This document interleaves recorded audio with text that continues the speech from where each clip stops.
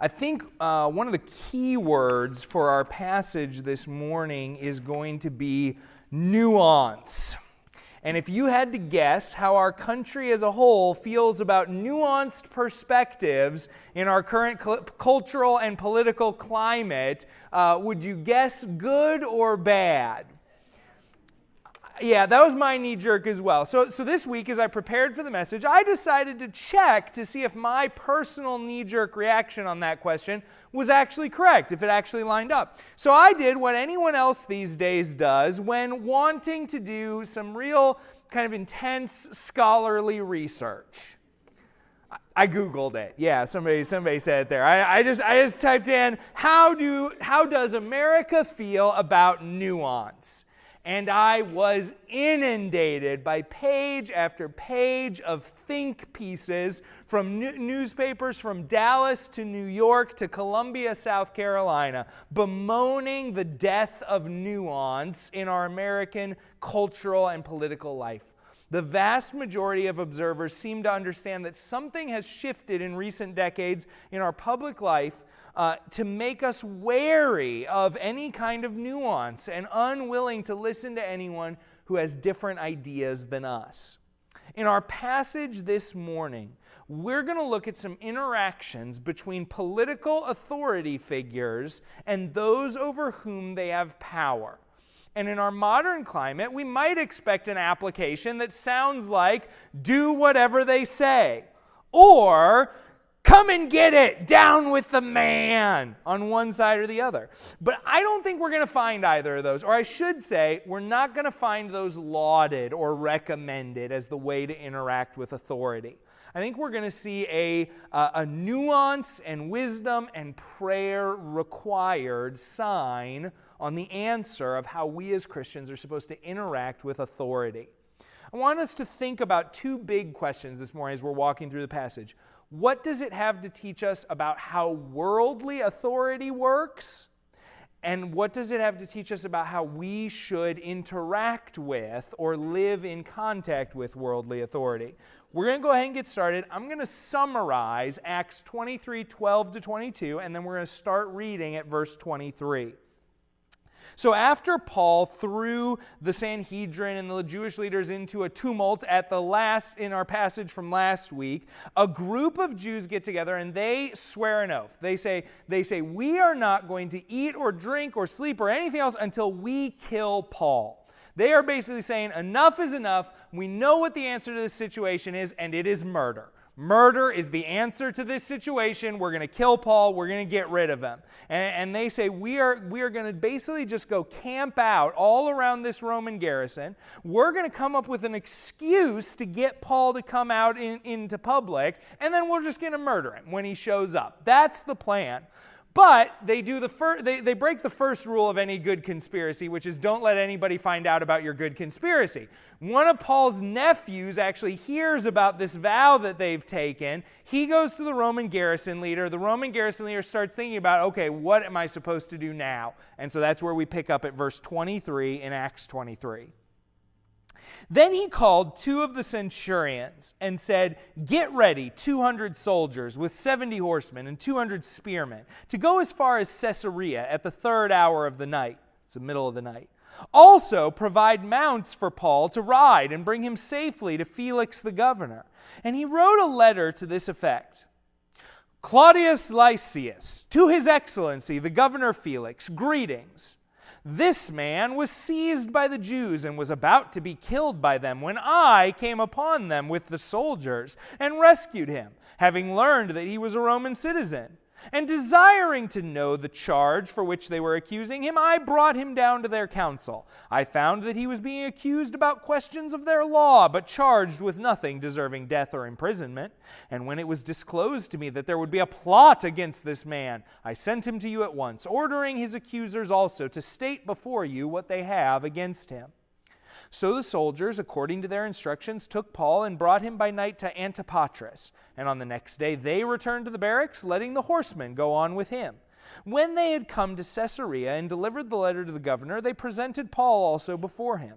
On reading the letter, the governor asked what province he was from. And when he learned that he was from Cilicia, he said, I will give you a hearing when your accusers arrive.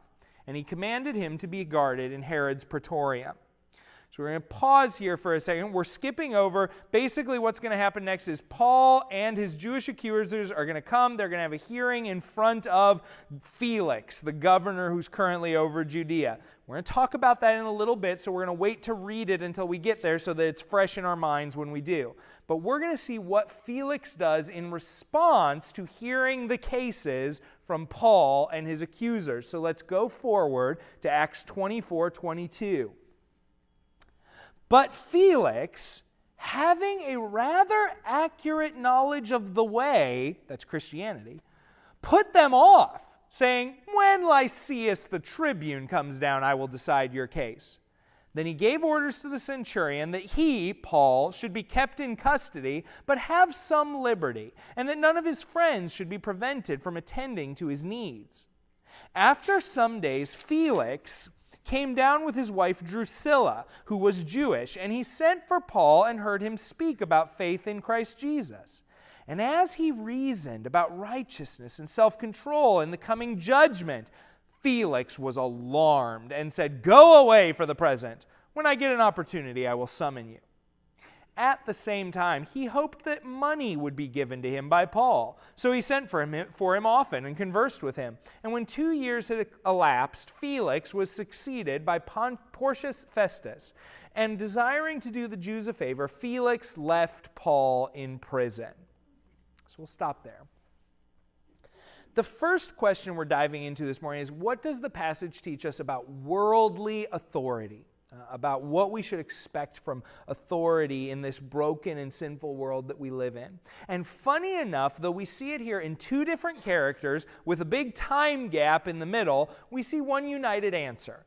Worldly authority at its core is self-centered, narcissistic, and selfish. Let's look at two small chunks for where we see that. The first comes in chapter 23 when Claudius, the Roman tribune, is informing his superior, Governor Felix, about what has happened to Paul and why he's sending him.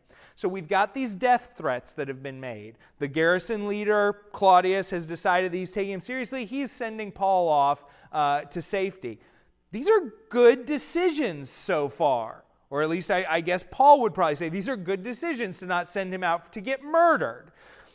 But we have to see here that motives matter. And in this case, the tribune makes the right decision, but his motive isn't really getting Paul out of danger. It's the hope of getting a good word in with his boss because of saving Paul. Let's read verse 27 again. And I want you to think about the story. If you were here last week, think about the story that we heard last week and the way it went down and see how much this lines up with it. This man was seized by the Jews and was about to be killed by them when I came upon them with the soldiers and rescued him, having learned that he was a Roman citizen. By my count, there are at least two lies and a big omission in this one sentence. The first lie, I went and saved him. You weren't there, Claudius. One of your centurions noticed that there was a riot happening in the city, and he went down and grabbed the guy out of it. You never touched Paul until he got back to the barracks. Two, I went and rescued him, having learned that he was a Roman citizen. Again, no, there was a riot. Your dude went and pulled the guy out of the riot. You didn't find out until he was a Roman citizen until later. And that gets to our omission, which is I don't see Paul getting stretched out to get flogged here at any point during this narrative. Claudius has morphed everything. He's reshaped it to try to brand himself as the hero. He is charging into danger to save this Roman citizen from an angry mob that has come against him. Claudius has said, I'm going to reshape this story to put myself in the best light possible. And that shouldn't surprise us, because that's how worldly authority works. In March of 2014, Malaysian Airlines Flight 370 took off from Kuala Lumpur bound for Beijing and promptly, thoroughly disappeared. Gone. A massive international search effort was mobilized. In fact, it became the most costly search effort in the history of aviation crashes around the world. Theories began to emerge as the days went on with no sign of wreckage, no sign of survivors, anything like that. Theories began to emerge. Terrorists had stolen the plane and landed it in a jungle for some nefarious reason.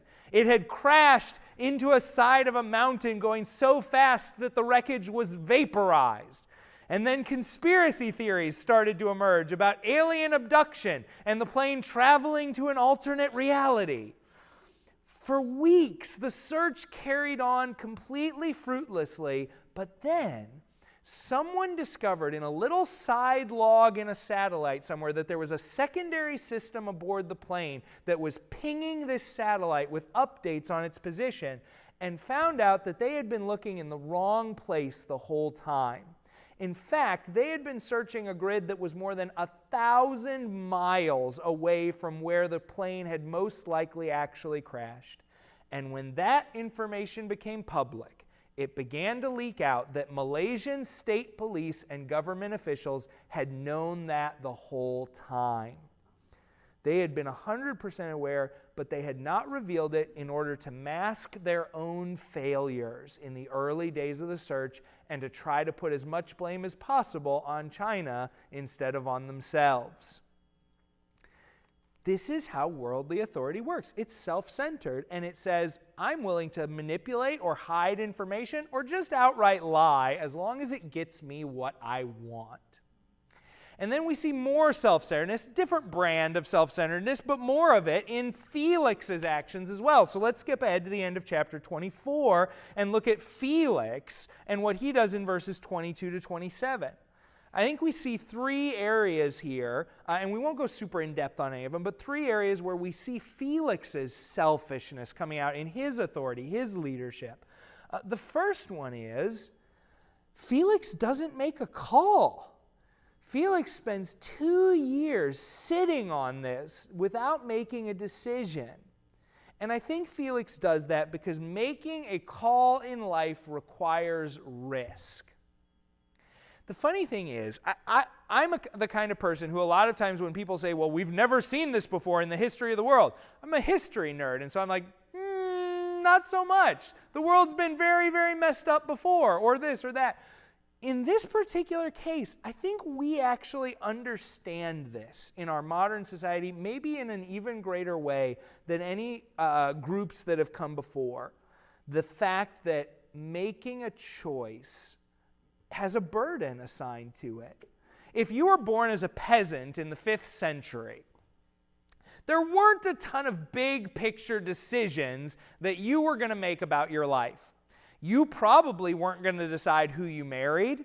You probably weren't going to decide where you lived. You probably weren't going to decide what job, what vocation you were going to have during the course of your life. All that stuff got picked for you, either by your community, by where you were born, by who you were born to. It was all taken care of.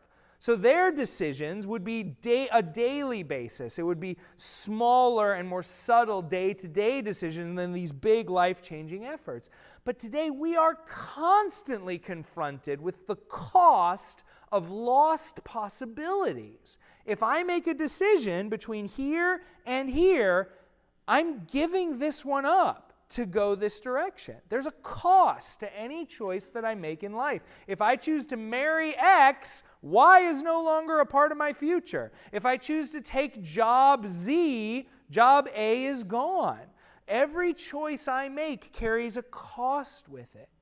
I've talked to a lot of friends of mine who are involved in youth ministry full-time, and they've said that one of the big culture shifts in the last 20 years or so is that we've moved from a FOMO culture. Does anybody remember the acronym FOMO? It's fear of missing out. It stands for fear of missing out. He said 20 years ago, you just had to be big, be loud, be crazy, and people would say, hey, I don't want to miss out on that. But he said today it's different because now it's FOBO. So this is what he said. He said it's fear of better options. He said in younger generations, he was seeing more and more that no one wanted to commit to anything. Even something as small as, are you going to be at this event on Wednesday or not? Because they were afraid that something better would come up and that by committing, they would have crossed out that possibility from their life. This is the culture that we live in. And it's what Felix is going through here. Felix is saying, hey, I'm going to wait for a better option. And he leaves Paul sitting for 2 years. And that gets us to another thing about Felix. Felix only cares about Paul so far as Paul is useful to him. Felix converses with Paul regularly. He hears the gospel. Luke actually goes out of his way to say, hey, actually, this guy had a surprisingly good grasp of what we were teaching as Christians. Like, this guy actually had heard this stuff before. He knew what was going on. He knows Paul is innocent, and he doesn't let him go. None of that stuff changes his mind. He just keeps Paul where he is for a couple years. And verse 26 says that at least a big part of that was he was hoping for a bribe. He wanted Paul to give him money to let him out of jail. Paul existed as a source of something he could do for Felix. Side note, where Felix expected this bribe to come from, don't ask me. I don't know if he thought Paul was going to lay a money egg one day or something. Maybe this is a little side point about how selfishness makes you stupid in life. I don't know. But whatever his expectations, Felix wastes 2 years of Paul's life waiting for some inconsequential bribe. And here's the last thing where we see Felix's selfishness. That attitude towards Paul extends towards other people in Felix's life as well. Felix sees himself as the spider at the middle of the web, and everyone else exists to bring him what he needs. Everyone else exists to get him what he wants. We see this a little bit in verse 27, where it says that when Felix leaves office, even after the hope of a bribe is dead, he leaves Paul in prison, hoping that he'll get paid back for it eventually, hoping that it'll win him favor with the Jews. We learned that his wife is Jewish. He's planning on retiring in the area, and he wants them to be friendly towards him once he's in his retirement years. He doesn't want to have to be dealing with them being angry at him. Again, he's looking at these people, and he's saying, I'm going to make my decisions based on what helps me. I am the core here. This is worldly authority. This is the picture that this 2 chapters is giving us. Self-centered to the core, deceptive if it'll help me out, afraid of doing anything risky, and doesn't really view other people as people, but as tools or sources of a service. So we need to know that. We need to know what to expect. But now we're given some ideas of how we could respond to it. We're going to start in chapter 24, verses 1 through 9, and we're going to see how the Jews respond. The Jews and the Jewish leaders respond to this kind of leadership as they make their argument to Felix. And after 5 days, the high priest Ananias came down with some elders and a spokesman, one Tertullus. They laid before the governor their case against Paul, and when he had been summoned, Tertullus began to accuse him, saying, Felix, since through you we enjoy much peace, and since by your foresight, most excellent Felix, reforms are being made for this nation in every way and everywhere, we accept this with all gratitude. But to detain you no further, I beg in your kindness to hear us briefly. For we have found this man a plague, one who stirs up riots among all the Jews throughout the world and is a ringleader of the sect of the Nazarenes. He even tried to profane the temple, but we seized him. By examining him yourself, you will be able to find out from him about everything of which we accuse him. The Jews also joined in the charge, affirming that all these things were so. Okay, pausing there. I think there's actually 2 options hidden here, but one's hidden, so we're going to start with the obvious one first. The first option for how to handle worldly authority is the one taken here by the Jewish leaders. This option has been known by many names throughout history: pandering, flattering, fawning, and groveling being some of them. But more colorfully, you have colloquialisms like bootlicking, sucking up, brown-nosing, buttering up, or apple polishing. I did not know that one was one of them before, but I learned it this week, and you better bet I'm going to use it in the future. Apple polishing. Basically, the Jews look at this worldly authority. They look at this self-serving, self-centered leader. They say, hey, this is how the world works, and we're going to make it work for us. They say, hey, if this is how it is, then I'm going to do what I have to do to get what I want out of this situation. I see that you're selfish, and so I'll accommodate that. I'll talk about, we will talk about how great life is for us because of your wisdom. We'll apologize for taking up so much of your valuable time. We'll tell you how great you are as our governor, blah, blah, blah. This is the obvious one of two choices of how to respond to worldly authorities. So choice number one, this is placate them, accommodate them, do what you have to do to stroke the ego and get what you want out of the situation. And the funny thing is, the Jews feel forced into this choice because they've already tried the other one over and over and over again for 200 or 300 years, and it hasn't gone well for them. Because the other worldly response, you can placate, you can fawn, you can do what you want over here, or the other response is violence, revolution. We see the brokenness of the authorities over us and we say, down with them, viva la revolucion. Do you hear the people singing the songs of angry men? 2 Les Mis references in 2 weeks. We're on fire here today. This is that attitude though. Yeah, take down the man, get rid of him. If you aren't good enough for me, I'm going to get rid of you. And sometimes the Jews succeeded wildly. They had periods where they had decades over that span where they were free of foreign influence. But more often, and pretty much universally in their recent past when we come to our passage here, it had just seemed to create more destruction and more death and more hurt. That's actually how it tends to go in general. When we look back through human history, the vast majority of revolutions, of rising up against tyrannical and narcissistic governments, either lead to the revolution being crushed through bloody force, or the revolution succeeding and installing their own tyrannical and narcissistic government with new people in charge. We should legitimately be so thankful to God for the times where we can look back throughout history and say, it didn't happen that way. Because those are all gifts from Him.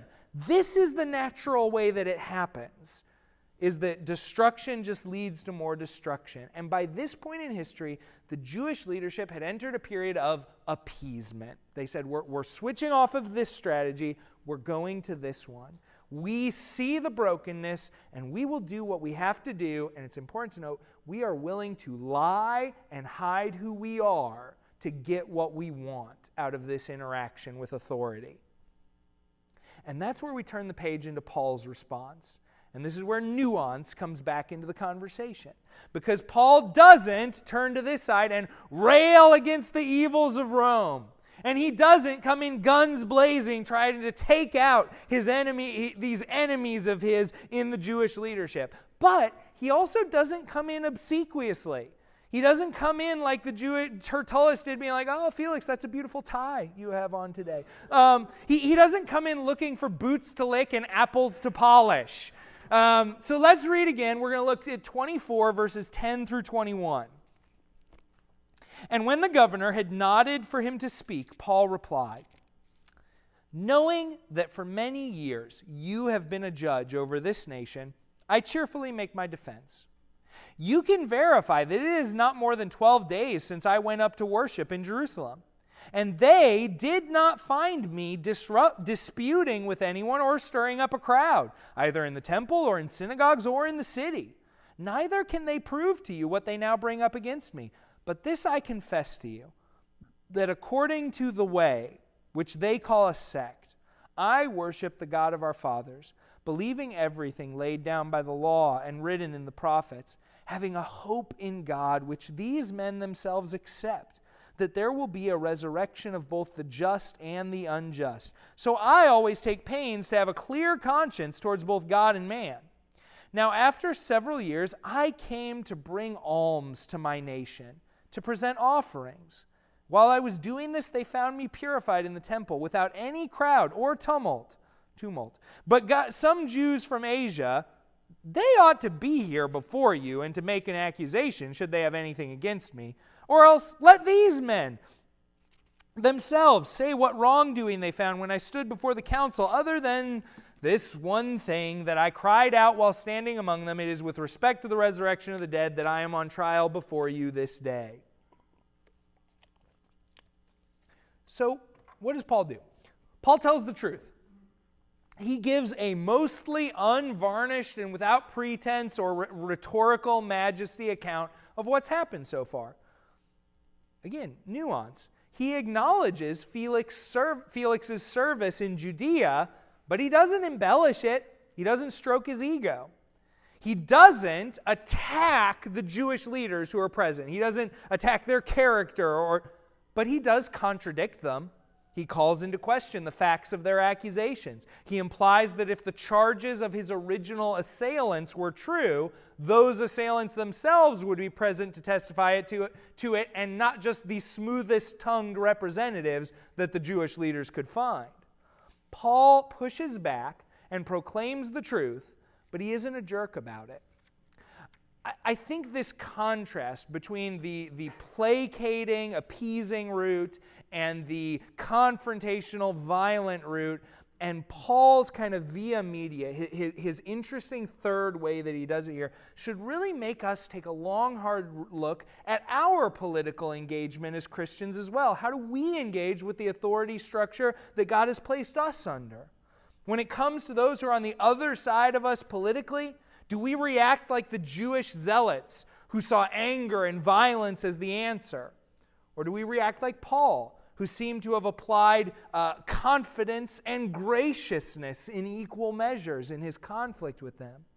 Do we view those who differ from us politically with hostility, suspicion, anger, distaste, distrust?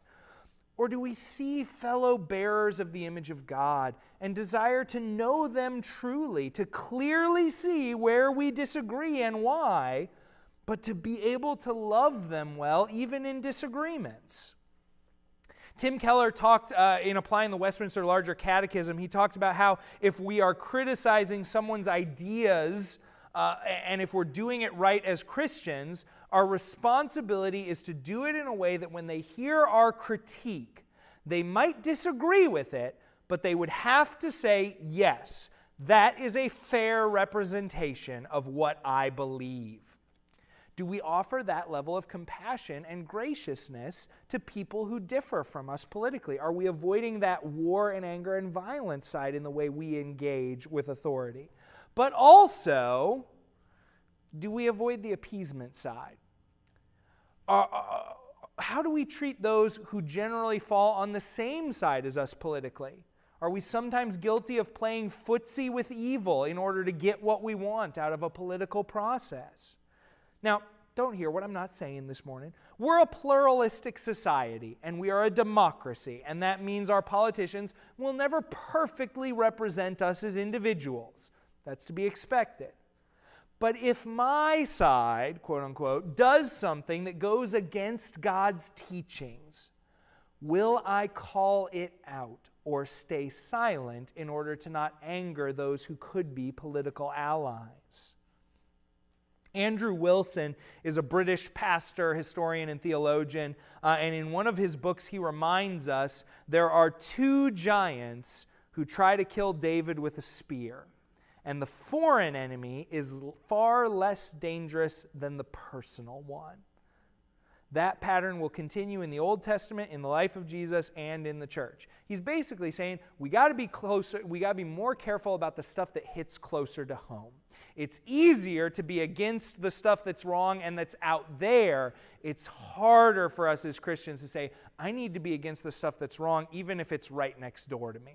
Even if it's something that I'm struggling with, I still need to be able to say that it's wrong. So we've learned about worldly authorities and our response to it, but if you know me, you know something has been missing in this message, and I think that's actually intentional. That's Jesus. We haven't really seen much going on here with the gospel. We haven't seen much, and I think that's actually on purpose. This passage is so focused on worldly leadership and authority, and it paints such a negative picture that it's easy to become jaded. I don't know about you guys, but I often feel this way regarding politics and authority and just the way the world works and the fact that I just get tired of everything stinking after a while. I get tired of why can't we just fix all this stuff, man? What is going on here? Why does it always seem to be bad? And I think the passage is trying to give you a little bit of that sense, to say, yeah, it's okay to feel that way. It's okay to feel like the authority structures around us are straight up broken and they're not the way they're supposed to be. And how am I supposed to fix this? And I think what it's trying to point us towards is how Paul responds and to say, hey, how is this possible? How is it possible to respond with grace and confidence to worldly authority? And the answer is because we know it's temporary. It might feel like it takes forever in these 2 chapters. It might be 2 years of sitting, waiting for this Roman governor to make a decision that he'll never make because he's a broken, sinful person who's reacting like broken, sinful people do. But it's not permanent because we can look both backward and forward in the passage to the authority of Jesus. I think if we go back to our definition of worldly authority, if we go back to when we said it's selfish, it's self-centered, it's narcissistic, we see the way it plays out in Claudius and in Felix in the passage. I think there are so many ways that we can look and see how Jesus' authority shows that worldly authority is a sham. It's a cheap knockoff. It is sometimes the opposite of what Jesus' looks like. When the Roman tribune Claudius, he hears about Paul's peril, he hears about his danger, and he only decides to do something about it because he wants to look good. We see a distorted echo of the reality of the gospel where Jesus sees our spiritual peril, he sees our spiritual danger, and he reaches down into it to help us. And the reason that it's a distorted echo is the tribune doesn't go with. The tribune is not interested in taking on risk to himself to get Paul out of peril.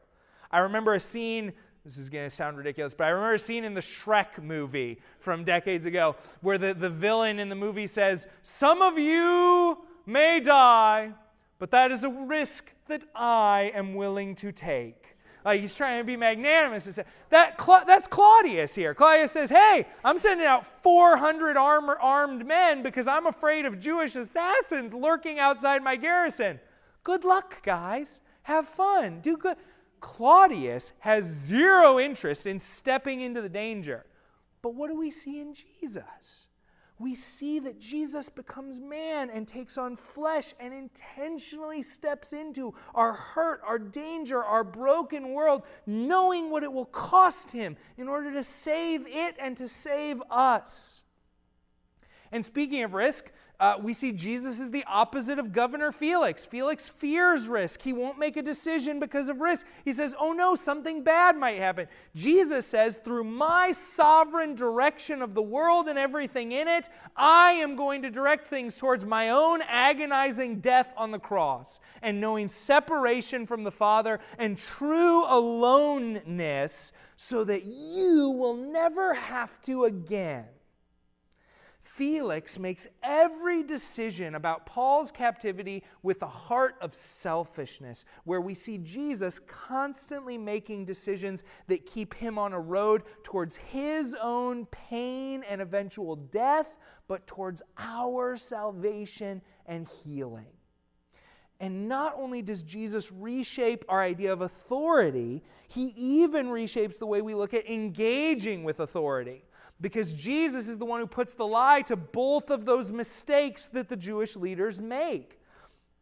Instead of kowtowing and placating the authorities over him, Jesus, during his earthly ministry, pushes back against the hypocrisy and legalism of the Pharisees and the Sanhedrin. He eventually gets the leaders so angry with him that they execute him. And he promises us through his prophets that one day every political system on earth will have to bend the knee before him, and will do so completely and entirely in the splendor of his glory. He gets rid of the placating, but you know what? On the violence side, where the Jews had picked violence and rage in the past, Jesus says, love your enemies and pray for those who persecute you.